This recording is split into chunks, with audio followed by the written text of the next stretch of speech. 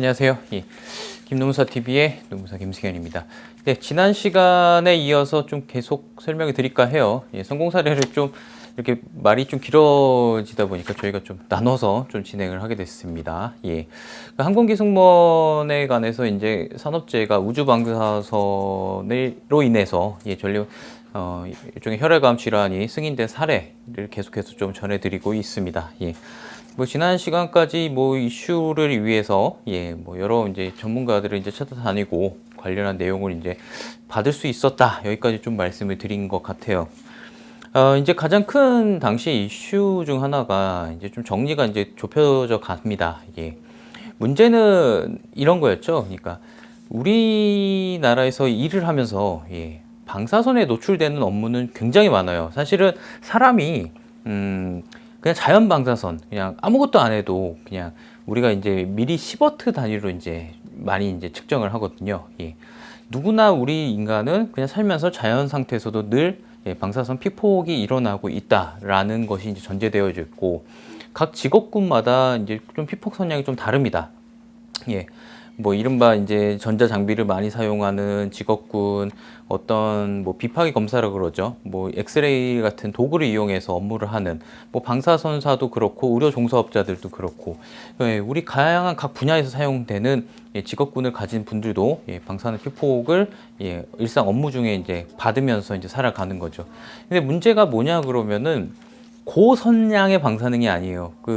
우리가 이제 흔히 핵폭발이 있고 나고 이런 정말 우주 끝에 가서 받는 그런 고선량의 방사선은 사실 우리가 직업군에서 거의 받을 일이 많이 없어요. 이제 주로 이제 100mSv 이상의 방사선에 피폭되면은 고선량 방사능이라고 그러고, 이 지점에 대해서는 서로 별로 의견이 없어요. 그러니까 무슨 얘기냐면, 사람이 100mSv 이상의 방사선에 연간 또는 수년에 걸쳐서라도 피폭이 되어지면 상당히 암 발병률이 올라간다에 대해서 이견이 없지만, 저선량 방사선에 대해서는 이제 이견이 있는 거예요.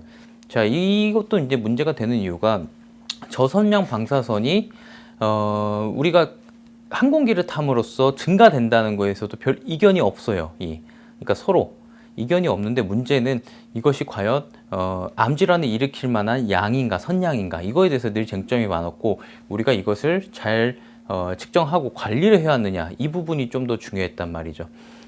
예컨대 그동안 저희가 저번 시간에도 말씀드렸지만, 기존의 연간 허용 방사선 양이 도저히 직업군에서는 달성할 수 없는, 항공기 방사선 허용량이 달성할 수 없는 수치였어요, 사실은. 웬만한, 제가 말씀드렸지만 원자력 발전소에 일하는 사람도 연간 10mSv를 넘는 경우가 없다고 보시면 됩니다. 근데 기준이 50, 60 이러니까 사실상 이 기준은 있으나 마나한 기준이었죠. 이제 문제가 진짜 핵심이 뭐냐면은, 연간 2에서 연간 6mSv 방사선이 노출이 되는 이 관계를 어떻게 볼 것이냐, 이것이 이제 관건이었다, 이거죠. 그러니까 지금 항공사 측에서는 연간 3mSv 이하로 굉장히 잘 관리가 되어지고 있다. 근데 사실은 이 수치만 봐도 이미 전 직권 중에서는 가장 높은 하이레벨급이죠, 이미. 이런데 이것이 정확히 측정이 되어지느냐, 이 논쟁이 계속 있었고, 실제로 이번에 사건에서도 그런 논쟁이 붙어왔죠. 문제는 왜 이 논쟁이 계속 있냐면은, 사실은 우리가 항공업에서 실제로 피폭이 되어지는 방사선 수치를 모르고 있다는 거예요, 사실.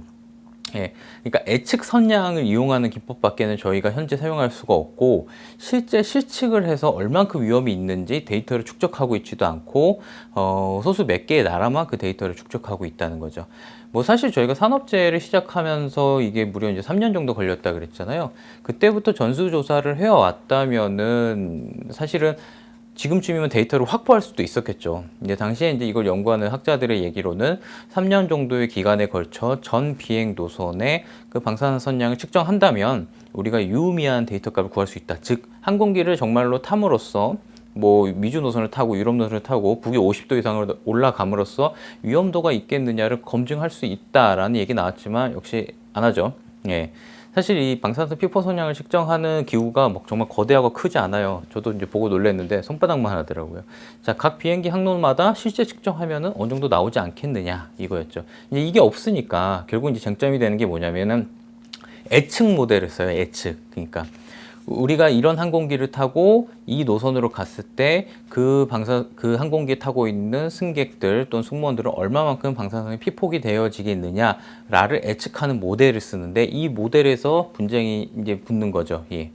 왜냐 그러면은 이 분쟁 값에 따라서, 그러니까 모델에 따라서 2배에서 2.5배, 많게는 뭐 저희가 이게 오류로 볼 수도 있는데 뭐 11배까지도 피폭 성량이 이렇게 치솟아 오르는 거를, 치솟아 오르는 걸 확인할 수가 있었는데요.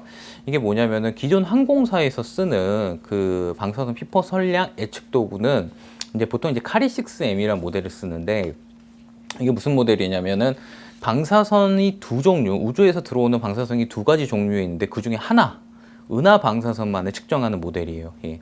일단은 과학적으로 두 개의 선량이 들어오고 있는데 지구로 들어오고 있는데 그 중에 하나만을 측정하니까 늘 문제 제기가 되어져 있죠. 이게 믿을 만한 거냐, 변화를 예측할 수 있는 거냐, 이게 정말로 안전한 것이냐, 늘 문제 제기가 되었고, 그래서 이제 신규 모델들, 새로운 모델들이 개발이 되고 있습니다. 미국에서는 뭐 나이러스라는 모델이 개발되기도 했고, 한국에서도 뭐 크림이라는 모델을 뭐 개발에 도입해서 뭐 시험 중에 들어가고 있고요.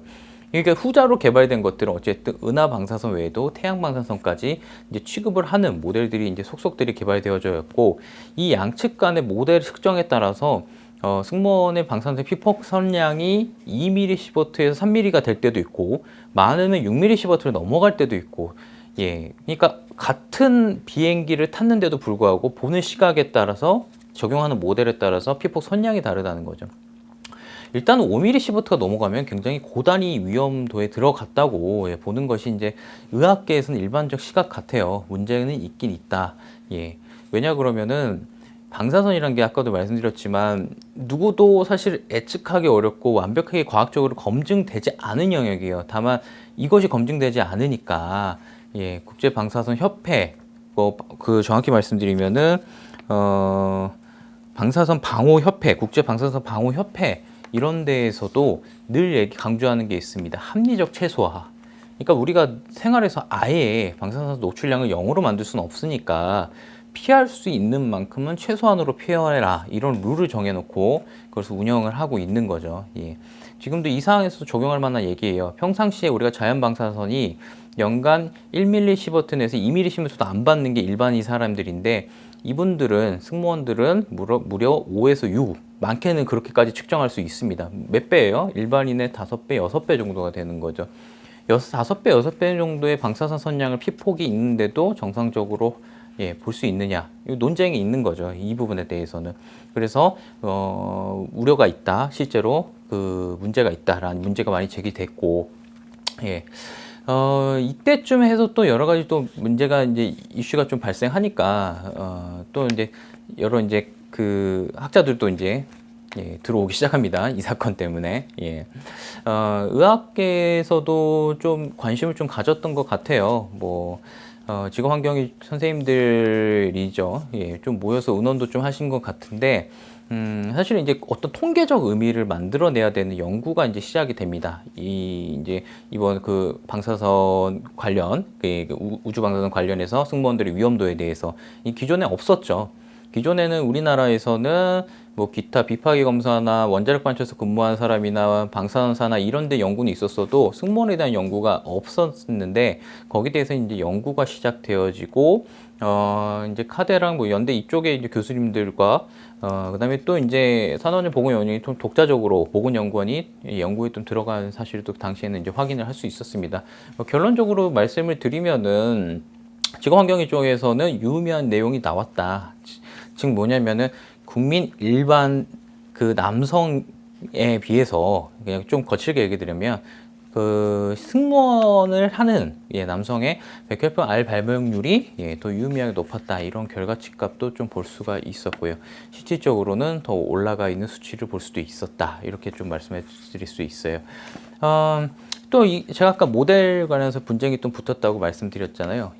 이것 때문에 좀 이제 장외전도 좀 대단했어요. 사실은 이게 왜 그러냐면은 지금 근로복지공단이 자체적으로 처리할 수 있는 일이 아니에요. 사실은 비행기를 띄워서 얼만큼 방사능 피폭 선량이 일어나는 실측도 해봐야 되고, 물론 장기간 데이터도 써야 되지만 그건 지금도 할 수가 없는 일이라고. 예, 당시에도 이제 약간 그런 분위기였는데 실제로도 그랬고, 그러다 보니까 이제 논쟁만 많이 붙는 거예요. 누구 말이 맞느냐에 대해서. 뭐 항공사측도 이 부분에 대해서는 뭐 안정적인 모델이니까 신규 모델의 도입에 필요가 있느냐 뭐 이런 얘기도 많이 나왔었고요. 예.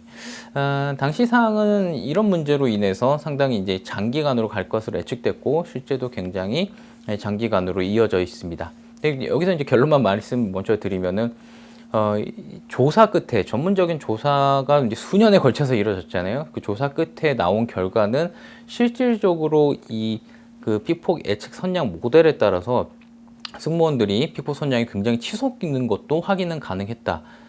좀 더 중요한 이슈는 북극 항로에 가까이 갈수록, 그러니까 부기가 높을수록 이러한 갭 차이는 상당히 나타나고 있었다라는 점은 전문 조사에서도 좀 확인이 되어졌죠. 그러니까 구체적 위험도가 이제 현존하고 있었다라는 것입니다.